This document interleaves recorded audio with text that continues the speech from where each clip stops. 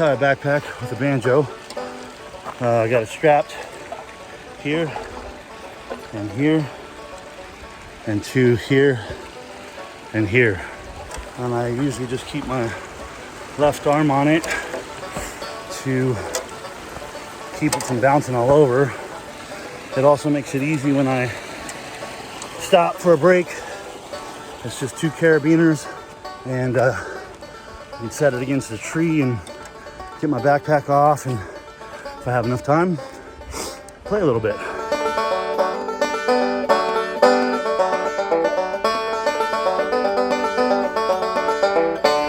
This is a Deering Goodtime banjo. I've been backpacking with it for about 8 years. So first banjo I bought, and it's just the best.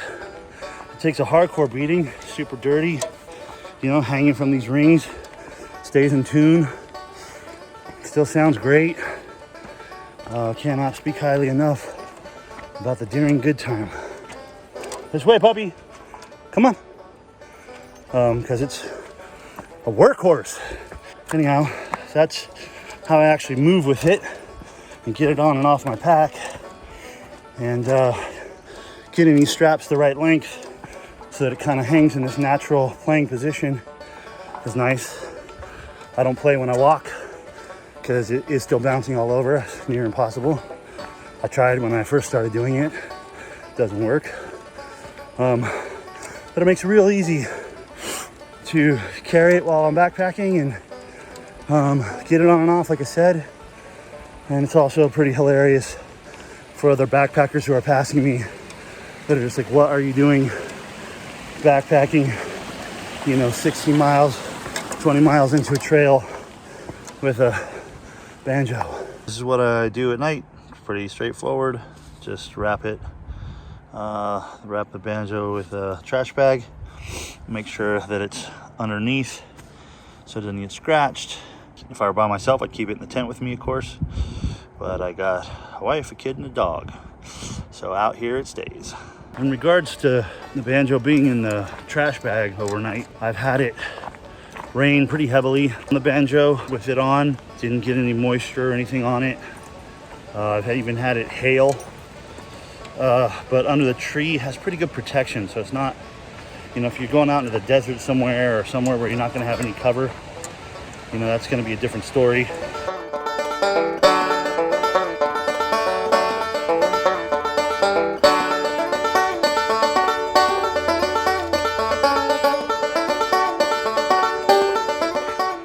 I will say there are times when hiking with the banjo is brutal, particularly when it's a lot of elevation gain and you don't really have your arms to swing in the way that you normally would, and or you can't use hiking poles, but then you get to sit up here and play banjo.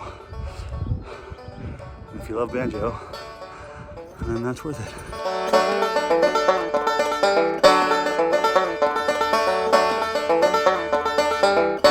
I think I'm the only one up at this lake here currently. Okay, so this is how I hook it up when I'm at the campsite. I just put a carabiner on there, and I've just got some paracord doubled back over so it cuts into my shoulder a little bit less. And you can see I use some zip tie here, so I'm not an expert with knots, and that's kind of how I have it going down. Super light for a strap, but I like to use the strap when I'm out in the woods. This is how it sits. Pretty natural. Here. Nice arm there. Right here. Yeah, just like any other strap, but really, really lightweight, and tucks away pretty easily inside of the banjo when I have it clipped to the backpack. There's no place that feels as natural to me as the sound of the banjo in the wild. Feel up, particularly in the forest, although I've played it in Hungary and Croatia and super urban Eastern Bloc cities in Europe, and played it in New York and Central Park and all kinds of odd places that you would not associate with the banjo, and I love it in all those places as well.